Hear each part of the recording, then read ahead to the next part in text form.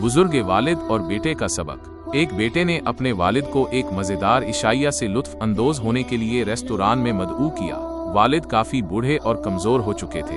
खाना खाते हुए कुछ खाना कभी कभार उनकी कमीज और पतलून पर गिर जाता था। दूसरे गाहक इस बुजुर्ग शख्स को नागवारी से देख रहे थे, लेकिन उनका बेटा बिल्कुल पुरसुकून रहा।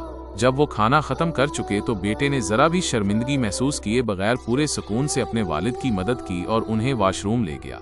उसने नरमी से अपने वालिद के झुर्रियों वाले चेहरे से बचा हुआ खाना साफ किया, उनके कपड़ों से दाग साफ करने की कोशिश की, मोहब्बत से उनके सफेद बालों में कंघी की और आखिर में उनकी ऐनक दुरुस्त की। जब वो वॉशरूम से बाहर आए तो रेस्तुरान में गहरा सुकूत छा गया। कोई समझ नहीं पा रहा था कि कोई इस तरह खुद को कैसे शर्मिंदा कर सकता है। बेटे बल अदा करने गया, लेकिन जाने से ऐन पहले गाहकों में से एक बुजुर्ग शख्स खड़ा हुआ और उससे पूछा, क्या आपको नहीं लगता कि आप कुछ पीछे छोड़ गए हैं? नौजवान ने जवाब दिया, नहीं, मैंने कुछ नहीं छोड़ा है। तब बूढ़े अजनबी ने कहा, हाँ, आपने छोड़ा है। आपने हर बेटे के लिए एक सबक और हर बाप के लिए एक उम्मीद छोड़ी है। रेस्तुरान में इतना सकूत था कि सुई गिरने की आवाज भी सुनाई देती। जिंदगी के सबसे बड़े एजाजात में से एक उन बुजुर्गों की देखभाल करना है जिन्होंने कभी हमारी देखभाल की, हमारे वालिदैन और वो तमाम बुजुर्ग जिन्होंने अपनी जिंदगी, वक्त, पैसा और तवानाई हमारे लिए कुर्बान की, हमारे इंतहाई एहतराम के मुस्तहिक हैं।